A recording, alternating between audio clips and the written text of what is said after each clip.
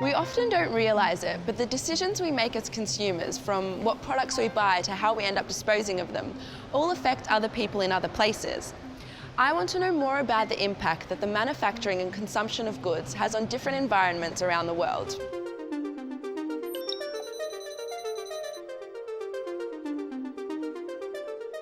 Let's hear from Kathleen Griffith about the environmental impact of manufacturing. Countries that make consumer goods or produce the raw materials are going to be affected environmentally from previous old-fashioned behaviours such as making garments and just basically getting rid of waste into the rivers or the waterways, and therefore the fish die and the rivers might get green algae and it can all pollute people that live around those rivers. It really can be quite devastating. You would think we would have gotten better at that by now, but if you know that there's been recent media attention to the bleaching of the Great Barrier Reef and a lot of protests about how close we're discharging stuff into that part of the world or that part of Australia's waterways, and that it is having a detrimental effect on the Barrier Reef. Now that all comes from stuff that's being manufactured here in Australia.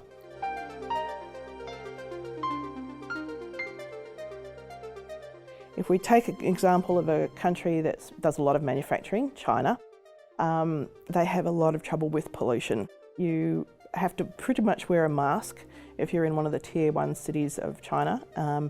It is affecting people's health, it's reducing their life expectancy, and people in China in those Tier 1 and Tier 2 cities are very, very concerned about the effect of that pollution on their children. Sourcing raw materials and producing goods have an environmental impact in our country and around the world. So what can we do as consumers to help minimise this impact?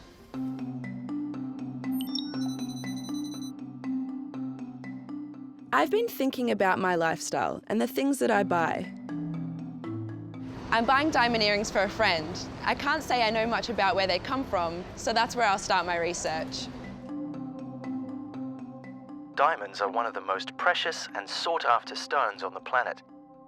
However, around 4% of the rough diamonds sold on the world market are known as blood diamonds because of the fact they originate from places of civil war and conflict, like Sierra Leone, Angola, and the Ivory Coast. These territories are often controlled by groups of rebels who sell the diamonds to pay for guns and weapons. The illegal diamond traders cause the deaths and displacement of millions of African people. The mining of diamonds has also had a severe environmental impact on several parts of Africa. In the Kono district of eastern Sierra Leone, thousands of abandoned mining pits remain filled with stagnant rainwater and malaria-carrying mosquitoes. Wildlife has vanished from the area, and what was once fertile farmland is now barren and uninhabitable. There's a lot of consequences of diamond mining. What about makeup? I need to look a bit deeper here. Sodium lauryl palmate. I've heard of that. It's the scientific term for palm oil. Let's have a look. Palm oil is extracted from the fruit of the Eleus guineensis species of palm indigenous to West Africa. Because of its high resistance to oxidization and decay, the oil is used in a variety of products to increase their shelf life. This includes everything from cosmetic products to soaps and shampoos to instant noodles and chocolate. The cost of the widespread use of palm oil has been massive deforestation in Malaysia and Indonesia, where 90% of palm oil is currently produced.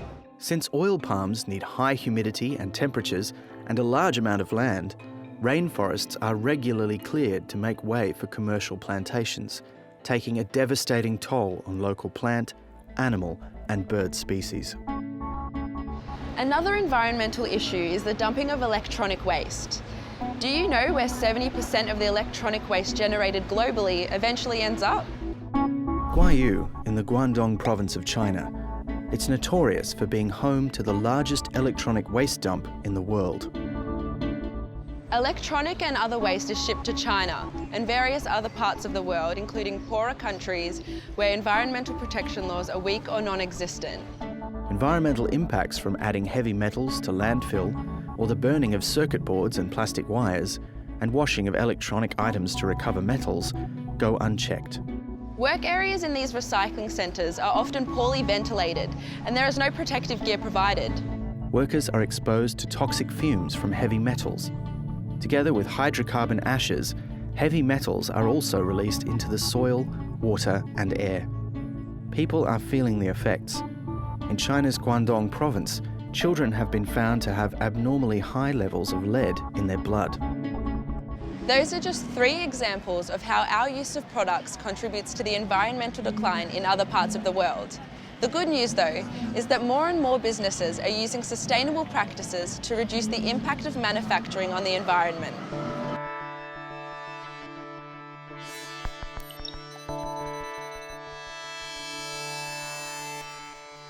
Here's a company that specialises in sustainable packaging and recycling practices. VISY processes recyclables for millions of households and businesses across Australia and New Zealand each year. They recover over 1.7 million tonnes of paper and cardboard, 221,000 tonnes of glass, 92,000 tonnes of plastics, and 34,000 tonnes of metals. VISY first started off as a manufacturer of cardboard boxes and is now one of the world's leading packaging and recycling companies that employs over 5,000 staff. We collect and process materials such as plastic, cardboard, paper, aluminium, steel and glass, and we use this to make our own recycled and new packaging. Recycling and sustainability is so important at VISY as we are a manufacturer of new packaging. We collect and process this material, which then creates a closed loop. This helps us reduce the need for natural resources.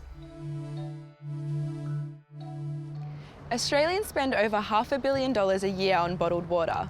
We all know about putting empty plastic bottles in recycling bins, but what happens to them after that? So a plastic bottle that is placed into a recycling bin is collected by a dedicated recycling truck, and that material then comes back to what we would call our MRF, or our material recovery facility.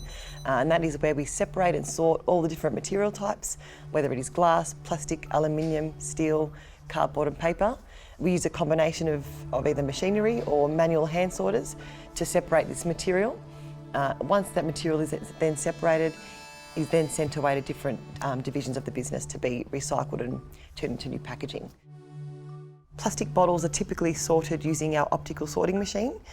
This machine separates the 3 types of plastics into 3 separate categories.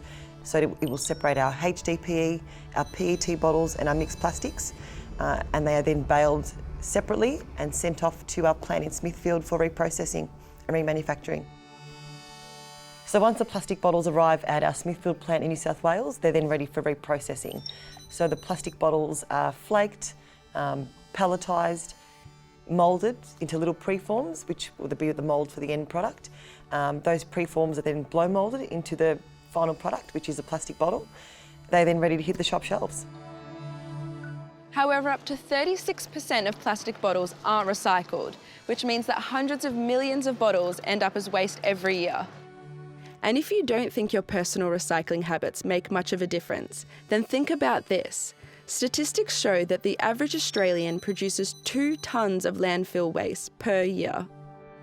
So outside of always using the right bin and reusing a drink bottle or coffee cup, what else can we do to improve our recycling habits? I guess the first step is to purchase recyclable products when you're shopping. The other would be to make sure everyone in the household is educated on what can and can't be recycled and how they should be utilising or using their bins within the home. VISY is aiming for a future where everything that touches us can be recycled, where waste is a thing of the past, and we won't stop until we get there. Every product we use has an environmental impact, in some cases a devastating impact. It's up to us as consumers to be more aware of the wider implications of our buying decisions and to consider not just where a product has come from, but where it's likely to end up.